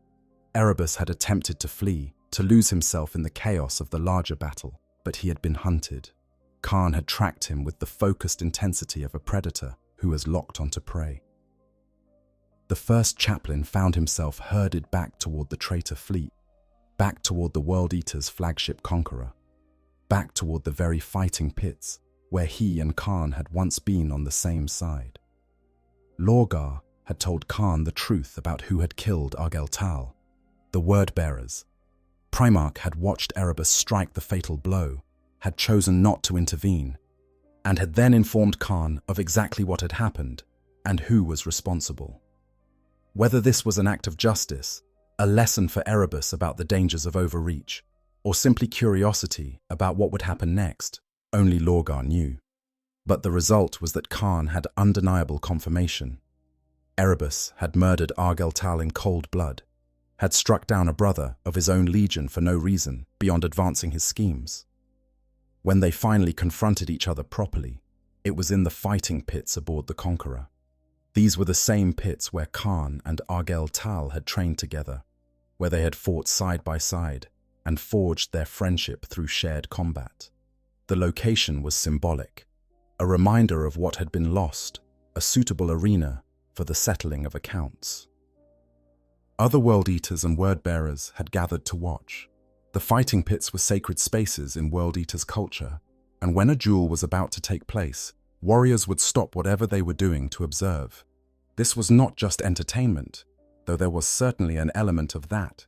It was tradition, a reminder that despite their degradation, despite the nails and the madness and the bloodshed, the World Eaters still maintained some vestige of honor and ceremony. Erebus stood in the center of the pit, attempting to project confidence he did not feel. He was a capable warrior, enhanced by decades of service and gifts from the Chaos Gods. He had fought in countless battles, had killed enemies that would have overwhelmed lesser combatants. His Crozius Arcanum, the weapon that marked his status as a chaplain, had cracked the armor of loyalist champions. His Artificer armor had turned aside blows that would have killed unarmored space marines. He should have been a match for Kharn, should have been able to hold his own against the World Eater long enough to talk his way out of the situation or find some avenue of escape. But when Kharn entered the pit, when the World Eater removed his helmet and looked at Erebus with those clear, focused eyes, the first chaplain realized he was in serious trouble. This was not the Kharn who struggled with the nails, not the warrior who sometimes lost control and attacked friend and foe alike. This was Kharn in perfect control, every bit of his legendary skill and combat experience brought to bear with absolute focus. All the rage, all the grief, all the fury at the betrayal had been channeled into a cold, deliberate purpose, making Erebus suffer. The duel began, and from the first exchange of blows, it was clear this would not be a close fight. Kharn's chain-axe Gorachild screamed as it swung, its teeth hungry for Erebus's flesh. The first chaplain parried desperately with his Crozius, attempting to turn aside the strikes, attempting to find an opening for counterattack. But Kharn was not fighting with berserker rage. He was fighting with surgical precision, each strike calculated to cause maximum damage while ensuring that Erebus stayed alive and conscious for as long as possible. This was not a duel to determine superiority. This was an execution, drawn out and made as painful as possible. Kharn was not simply going to kill Erebus. He was going to make the first chaplain understand what he had done, make him feel a fraction of the pain that Argel Tal had experienced, make him regret ever touching someone Kharn cared about. The first major blow came when Gorechild caught Erebus's left hand, the chain teeth chewing through ceramite and bone with equal ease. The hand came away in a spray of blood and sparks from severed armor systems. Erebus screamed, the pain overwhelming his enhanced pain resistance, his Artificer armor's medical system struggling to seal the wound and prevent him from bleeding out. But Kharn was not done, not even close. "Get up," Kharn said. His voice was calm, almost conversational, carrying none of the roaring fury one might expect from a World Eater in combat. It was the tone of someone giving an order they expected to be obeyed.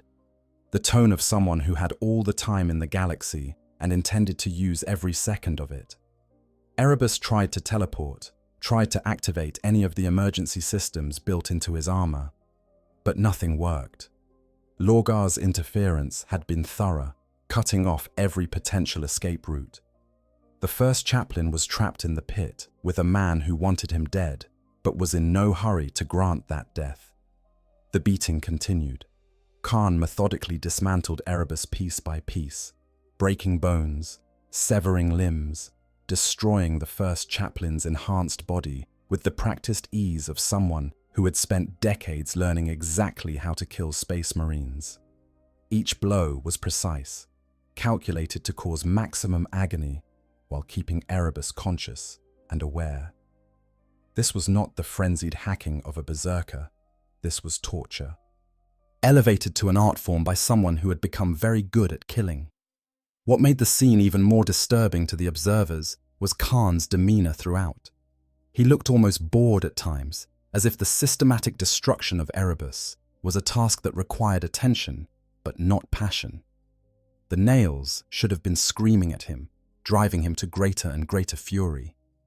Instead, Kharn seemed to be keeping the nails at bay through sheer force of will, maintaining perfect control because that control allowed him to maximize Erebus's suffering. "Get up," Kharn said again, each time Erebus fell. It became a refrain, a command that Erebus had no choice but to obey, despite his rapidly failing body.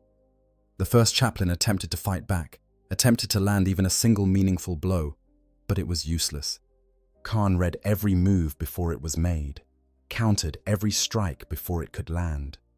This was the skill that had made him Angron's equerry, the combat expertise that had allowed him to survive battles that killed lesser warriors. But it was more than just skill, it was righteousness. For perhaps the first time since being implanted with the butcher's nails, Kharn was fighting for something beyond mere survival or the satisfaction of the nails' demands. He was fighting for justice, for retribution, for the memory of a friend who had been murdered without cause. That sense of purpose gave him a clarity that transcended even his considerable talents, made him something more terrifying than any berserker could ever be. The other world eaters watching the duel began to understand what they were seeing. This was not just a fight between two warriors. This was a preview of what Kharn could become when properly motivated, when fighting for something he actually cared about, rather than simply in response to the nails' compulsion. Some of them felt something approaching awe. Others felt a deep unease, recognizing that the same focus could easily be turned on them if they ever gave Kharn reason. Erebus, meanwhile, was learning a lesson about consequences that came far too late to change his behavior. The first chaplain had spent decades manipulating others, seeing people as nothing more than pieces to be moved on a game board. He had never considered that those pieces might eventually refuse to be moved, might turn on him with violence that could not be talked away or schemed around. Now, as his body was systematically destroyed by someone he had considered beneath his notice, Erebus finally understood the price of his actions. The beating lasted for hours, though exact time was difficult to measure in the fighting pits. Kharn took his time, ensuring that Erebus experienced every possible variety of pain. Bones were broken and rebroken. Organs were ruptured. The first chaplain's face was pulped beyond recognition, his skull fractured, his enhanced healing systems overwhelmed by the sheer extent of the damage being inflicted. Through it all, Kharn maintained that same cold focus, that same terrible deliberation. Eventually, even Erebus's enhanced physiology had limits. The first chaplain was dying, his multiple redundant organs failing one by one, his consciousness fading despite the pain that should have kept him aware. Kharn could see this, could recognize the signs of a body shutting down. And that was when the World Eater decided to deliver the final blow. But he didn't. Just as Kharn raised Gorechild for the killing strike, just as he was about to end Erebus permanently, Lorgar intervened. The Word-Bearer's Primarch teleported Erebus away at the last possible second, saving his first chaplain from final death. Whether this was mercy, a decision that Erebus was still useful despite his failures, or simply Lorgar deciding the lesson had been taught, none could say. But the result was that Erebus survived, if barely, his body a broken wreck that would take months to properly heal, even with the best care available. Kharn stood in the center of the pit, breathing heavily, looking at the space where Erebus had been. The other warriors watching expected him to rage at being denied his kill, expected the nails to finally assert themselves now that the focus of his fury had been removed. Instead, Kharn simply dropped Gorechild to the ground, turned, and walked away without a word. In the following days, Erebus would recover in the Apothecarion aboard one of the Word-Bearer's ships, his face and body regenerating, but bearing extensive scarring that even advanced medical care could not fully remove. The experience had traumatized him in ways that went beyond physical damage. For the first time in his life, Erebus had been utterly helpless, had been at someone else's mercy and found none. The arrogance that had defined his existence had been beaten out of him, if only temporarily, but Erebus had gotten what he wanted in the end. Argel Tal was dead, removed as an obstacle to Kharn's destiny, and Kharn, despite maintaining his control during the beating of Erebus, had taken a step toward the legend he would become. The World Eater, who could maintain focus through grief and rage, who could torture rather than simply kill, who could be more terrifying in control than in berserker fury, was something new, and dangerous. This was not yet the betrayer of legend, not yet the avatar of Kharn, who would carve a red path through 10 millennia. But it was the beginning. The death of Argel and the beating of Erebus marked a turning point. A friendship had been destroyed, a betrayal had been punished, and the seeds of one of the 40k universe's most legendary figures had been planted in blood and grief. In the grim darkness of the far future, where there is only war, some things matter more than strategic objectives or grand plans. Sometimes, the most important moments are personal, intimate, tragic in their simplicity, and sometimes, when you kill someone's only friend, you discover that there are fates worse than death. The aftermath, seeds of the betrayer's legend. The immediate aftermath of the duel in the fighting pits was marked by a strange tension aboard the World Eater's flagship. Everyone had witnessed what Kharn had done to Erebus, seen the methodical dismantling of the Wordbearer's first chaplain. The question on many minds was, what would happen next? Would Kharn descend into madness now that his focus was lost? Would the nails finally claim him completely? Or would he somehow maintain the terrifying control he had demonstrated while beating Erebus? The answer was more complicated than anyone expected. Kharn did not immediately transform into the legendary betrayer, the blood-mad champion of Kharn, who would kill friend and foe alike with equal enthusiasm. Instead, he entered a state that his brothers found deeply unsettling. He functioned, carried out his duties, led his warriors in battle. But there was something missing, some essential spark that had been extinguished when Argel died. The man who had been Angron's equerry, who had struggled to maintain his humanity despite the nails, was slowly being replaced by something colder and more mechanical. The change was gradual rather than sudden. Kharn continued to fight in the Shadow Crusade, continued to serve Angron, continued to be one of the most effective killers in the World Eater's Legion. But the friendship that had helped anchor him was gone, and with it went his primary reason for resisting the full embrace of the nails. Where Argel had been able to calm him, no one else could. Where the Wordbearer's presence had given him something to fight for beyond mere survival, now there was only the endless hunger for violence that the nails generated. Erebus, when he had recovered enough to speak coherently, attempted to justify what he had done. He told Lorgar and the other Wordbearers that Argel's death had been necessary, that Kharn needed to be freed from his attachment to achieve his true destiny. The first chaplain seemed genuinely surprised that anyone would object to his actions, as if the murder of a brother was simply another tactical decision like any other. This attitude did nothing to endear him to his legion, many of whom had respected Argel, even if they had not understood his doubts and questions. Lorgar's response to the entire situation was characteristically complex.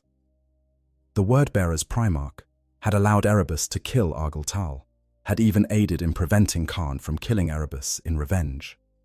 Yet he also ensured that Kharn had the opportunity to exact a severe punishment, and he made certain that everyone in both legions understood exactly what Erebus had done. Whether this was justice, manipulation, or simply Lorgar's way of teaching his sons about consequences, no one could say for certain. But the result was that Erebus's reputation suffered, even among warriors who served the Dark Gods. The Shadow Crusade continued, but the atmosphere had changed. The Wordbearers and World Eaters still fought side by side, still coordinated their actions against the Ultramarines, but the easy camaraderie that had existed between certain warriors of both legions had been poisoned by Erebus's betrayal. The World Eaters looked at the Wordbearers with increased suspicion, wondering what other schemes and manipulations might be hiding beneath the surface. The Wordbearers, for their part, began to distance themselves from Erebus, recognizing that the first chaplain had become a liability as much as an asset. The campaign eventually moved on from Nuceria, leaving the planet as another dead world in the trail of destruction the combined legions had carved through Ultramar. But what had happened there, the death and the duel and the betrayal, would not be forgotten. It became a story that was told and retold a cautionary tale about the dangers of manipulating warriors who still retained enough humanity to care about things like friendship and loyalty. For Kharn specifically, Nuceria marked the beginning of his transformation into the legendary figure he would become. Without Argel stabilizing presence, he began to lose more and more of his grip on rational thought. The nails screamed louder, demanded more, took greater pieces of his mind with each passing battle. He started to care less about tactical objectives and more about simply finding enemies to kill. His brothers began to avoid him outside of combat, recognizing that the man they had known was slowly disappearing. The final breaking point would come later, on the frozen world of Scalathrax during the Legion Wars, after the heresy had been lost. There, Kharn would fully embrace what the nails had been turning him into all along. During the Night of Madness, he would turn on his own brothers, burning them from their shelters and breaking the World Eaters as a cohesive legion forever. He would earn the title, the Betrayer, not from betraying the Emperor or the Imperium, but from betraying his own legion, from choosing violence over brotherhood in the most final way possible. But that transformation began on Nuceria, in the shadow of the Corinthian, when a knife slipped between ceramite plates and ended a friendship that had been perhaps the last truly good thing in Kharn's life.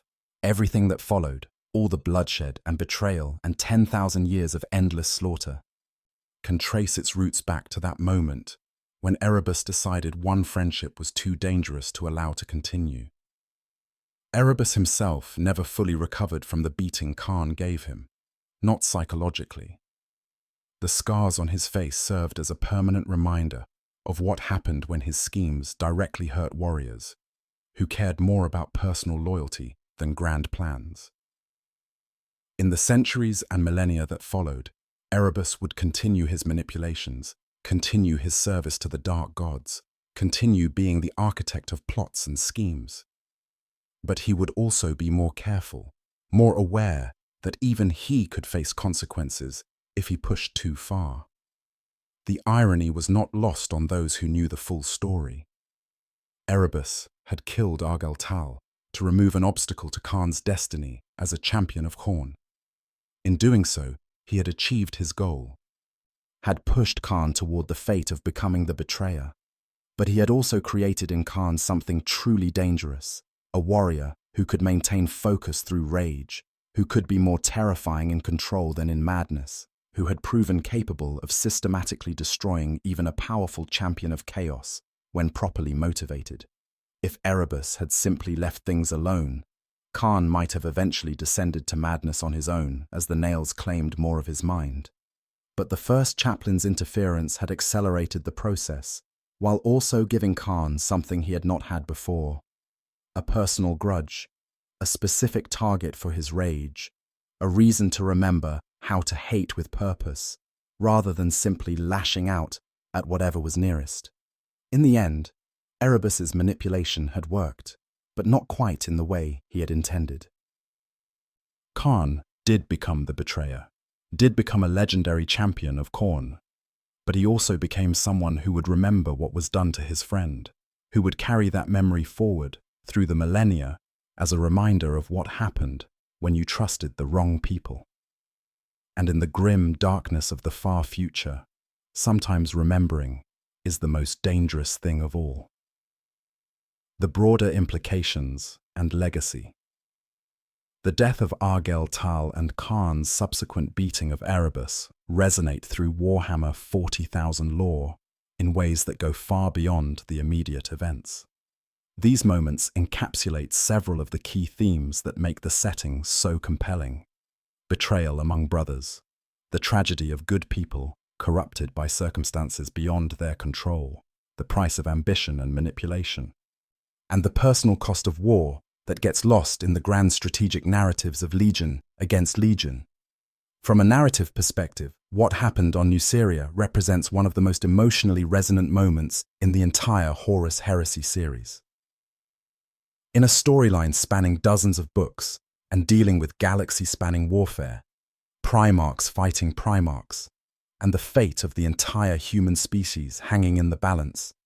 It is a personal friendship and its destruction that stands out. Readers who might struggle to emotionally connect with battles involving millions of casualties and titans striding across continents find themselves genuinely moved by the death of one space marine at the hands of another. This is because the friendship between Kharn and Argel was one of the few genuinely positive relationships in the heresy. These were not allies of convenience, not brothers who fought together simply because their primarchs commanded it. They genuinely cared about each other, found in each other something they could not find elsewhere. Their friendship was a light in the darkness, a reminder that even in the worst circumstances, even among warriors who had embraced chaos and turned against the Imperium, human connection still mattered. When Erebus killed Argel, he did not just murder a warrior. He destroyed one of the last remaining examples of genuine loyalty and friendship in a war defined by betrayal. The tragedy is amplified by the fact that Erebus killed Argel specifically to hurt Kharn, specifically to push the World Eater toward greater corruption. The death was not collateral damage or an unfortunate necessity. It was calculated cruelty, manipulation that destroyed something good in service of making something worse. This is why Erebus is so thoroughly hated by the Warhammer 40k community. The setting has no shortage of villains. There are demon princes who have destroyed entire sectors, chaos warlords who have committed genocides beyond counting, Xenos threats that consume worlds. But Erebus represents something that hits closer to home. The person who ruins things specifically because ruining them serves his purposes, who destroys friendships and loyalty because they interfere with his plans, who sees people as nothing more than tools to be used and discarded. The phrase "fuck Erebus" has become something of a meme in the Warhammer 40k community, but it springs from genuine emotion. Players and readers who spend time in the grim darkness of the far future have few heroes to root for and fewer genuine relationships to take comfort in. When one of those relationships is destroyed by someone acting purely out of self-interest, the reaction is visceral and deeply felt. Erebus is hated not because he is the most powerful villain or the most dangerous threat, but because he represents the worst aspects of human nature: treachery, manipulation, and the willingness to destroy good things for personal gain. The consequences of Argel's death extended far beyond Kharn's personal transformation. The Argel, the elite possessed marines that Argel had formed and led, were left without their leader and founder. The void he left could not be easily filled, as no other warrior in the Wordbearers quite combined his skill, his connection to the daimonic, and his surprisingly principled approach to leadership. The Argel continued to fight in the Shadow Crusade and beyond, but they were diminished by the loss. More broadly, the death and its circumstances further strained the relationship between the Wordbearers and World Eaters. These two legions had maintained an uneasy alliance throughout the Shadow Crusade, bound together by their Primarch's commands more than any genuine shared purpose. The friendship between warriors like Kharn and Argel had helped bridge the gap between two very different military organizations. When that bridge was destroyed by treachery from within the Wordbearers' own ranks, it reinforced the World Eaters' suspicion of their nominal allies. In the millennia since the heresy, the story of Argel's death has become part of the legendary history of both legions. For the Wordbearers, it serves as a reminder of the complex relationship they have with their most infamous first chaplain. Erebus is recognized as essential to the Legion's transformation and embrace of chaos, but he is also remembered as someone who destroys rather than builds, who takes away rather than creates. Many Wordbearers wonder, in their darker moments, what their Legion might have become if warriors like Argel had lived to provide an alternative voice to Erebus's endless scheming. For the World Eaters, or rather for the scattered warbands that once made up the Legion, the story has become a warning about trust and manipulation. They remember that Kharn, who would become their most legendary warrior, had once had a friend who kept him human, and that friend was taken from him by betrayal. The lesson they take from this is not to avoid friendship entirely, but to be viciously protective of the few genuine connections they might form, and to respond to betrayal with overwhelming violence. Kharn himself, in the present 40k era, is a figure who embodies contradictions. He is the betrayer, the avatar of Khorne's limitless rage, a warrior who has killed countless allies and enemies alike over 10,000 years. But he is also someone who remembers, who carries forward some fragment of the man he was.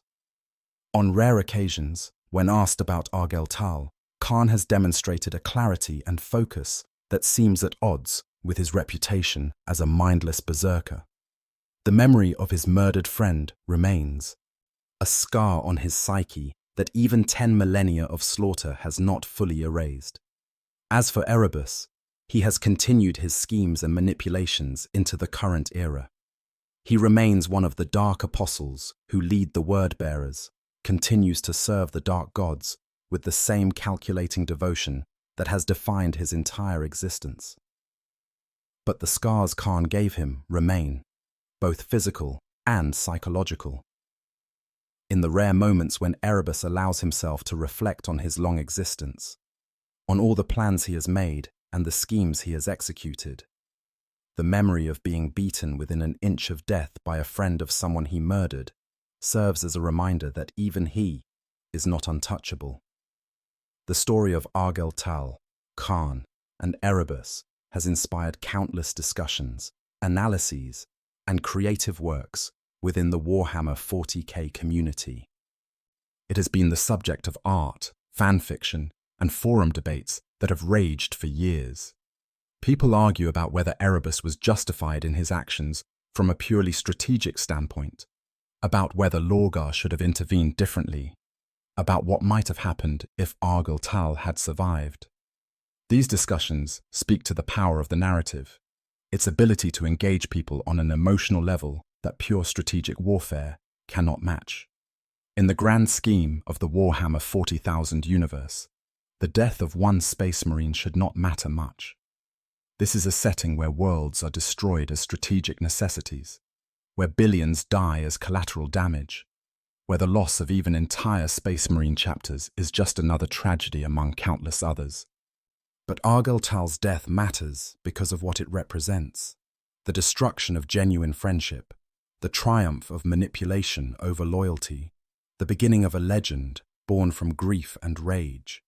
It is a very human story in a very inhuman setting, and that is precisely what makes it so powerful. Conclusion: the moment when Erebus killed Argel and the subsequent beating Kharn delivered stands as one of the most significant and emotionally charged events in the entire Warhammer 40,000 universe. It is a story that has everything: genuine friendship in a setting defined by betrayal, tragic loss, cold-blooded murder, and brutal retribution. It shows us what happens when good things exist in a corrupt galaxy, and what happens when those good things are deliberately destroyed by those who see only the value of corruption. Argel was a tragic figure, a warrior who struggled with what he had become, but never gave in to despair. He maintained his humanity even as a demon wore his flesh, proved that corruption did not have to mean losing yourself entirely. His friendship with Kharn was one of the few genuinely positive relationships in the heresy, a connection that transcended the differences between their legions and ideologies. When Erebus took that friendship away, when he murdered Argel specifically to hurt Kharn and push him toward greater corruption, he committed an act that resonates because of its personal nature rather than its strategic significance. Kharn's response to that betrayal showed us a different side of the man who would become the legendary betrayer. The methodical, controlled fury he displayed while beating Erebus demonstrated that he was not simply a mindless berserker, but someone capable of focused rage when properly motivated. The duel in the fighting pits became legendary, not because of its grand scale, but because of its intimate brutality. This was not a battle between titans, but a man making another man pay for a grievous betrayal. Erebus, the architect of so much of the heresy's horror, proved in this moment why he is so despised by both characters in the setting and readers outside it. His murder of Argel was not driven by military necessity or even personal hatred. It was pure calculation, the removal of an inconvenient piece from his grand game board. The fact that he saw nothing wrong with this, that he could not understand why others might object to the murder of a brother for such reasons, speaks to the fundamental emptiness at his core. The legacy of these events extends through the entire Warhammer 40k timeline. Kharn became the betrayer, one of the most legendary and feared warriors in a galaxy full of horrors. Erebus continued his schemes, bearing the scars of his beating as a permanent reminder that even he could face consequences. And Argel, the last angel, the Crimson Lord of the Galvorbak, became a symbol of what could have been, a reminder that even in the depths of corruption, friendship and honor could exist, if only briefly. In the grim darkness of the far future, where there is only war, sometimes the most important moments are not the grand strategic victories or the clash of primarchs. Sometimes what matters most are the personal losses, the betrayals between brothers, the destruction of the few good things that manage to exist despite the horror. The death of Argel matters because it destroyed one of those good things, and the beating of Erebus matters because it proved that some betrayals demand immediate and violent retribution. This story has resonated with Warhammer 40k fans for years because it speaks to something fundamental about the setting. Yes, this is a universe of cosmic horror and endless war, of gods and demons and galaxy-spanning conflict. But at its heart, it is also about individuals, about choices and consequences, about what happens when friendship is destroyed and loyalty is betrayed. The death of one space marine should not matter in a setting where billions die constantly, but it does matter because it was personal, because it was cruel, and because the consequences of that one death would echo through the millennia. If you've enjoyed this deep dive into one of the most powerful moments in Warhammer 40k lore, please consider hitting that like button and subscribing to the channel. There are countless other stories waiting to be explored in the grim darkness of the far future. Tales of heroism and horror, of honor and betrayal, of warriors who fight knowing they will almost certainly lose, but who fight anyway, because that is what they do. The Warhammer 40,000 universe is vast and dark and filled with tragedy, but it is also filled with moments of genuine emotion and human connection, even if those moments often end in loss. Thank you for joining me in exploring this particular corner of the 41st millennium. Remember, in the grim darkness of the far future, there is only war. But sometimes, just sometimes, there is also friendship. And when that friendship is destroyed, the consequences can last for 10,000 years. I hope you guys enjoyed the story. Make sure to hit the subscribe, like, share button, whatever you want. Give me some feedback if there's any. And yeah, sleep well.